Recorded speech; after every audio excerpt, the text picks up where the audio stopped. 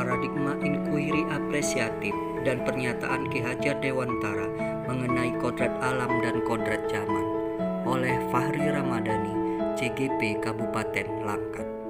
Inkuiri apresiatif adalah sebuah pendekatan kolaboratif untuk melakukan perubahan dalam suatu sistem manusia, organisasi, komunitas, perusahaan, sekolah dalam mengembangkan perilaku sistem tersebut dengan berbasis kekuatan inti dan potensi yang telah dimiliki.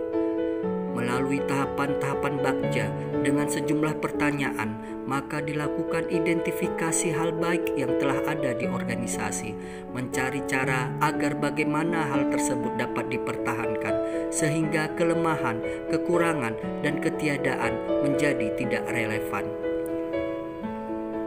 Menurut Ki Hajar Dewantara, anak-anak hidup dan tumbuh sesuai kodratnya sendiri. Pendidik hanya dapat merawat dan menuntun tumbuhnya kodrat itu. Setiap pribadi peserta didik di satu sisi tunduk pada hukum alam, tapi di sisi lain dikaruniai akal budi yang potensial baginya untuk mengelola kehidupannya sesuai dengan zamannya. Berdasarkan konsep asas kodrat alam dan kodrat zaman ini, Ki Hajar Dewantara menegaskan bahwa pelaksanaan pendidikan berasaskan akal pikiran manusia yang berkembang dan dapat dikembangkan sesuai dengan perkembangan zaman anak tersebut. Peran pendidik dalam inkuiri apresiatif dan pernyataan Ki Hajar Dewantara tentang kodrat alam dan kodrat zaman. Secara kodrati, akal pikiran manusia itu dapat berkembang.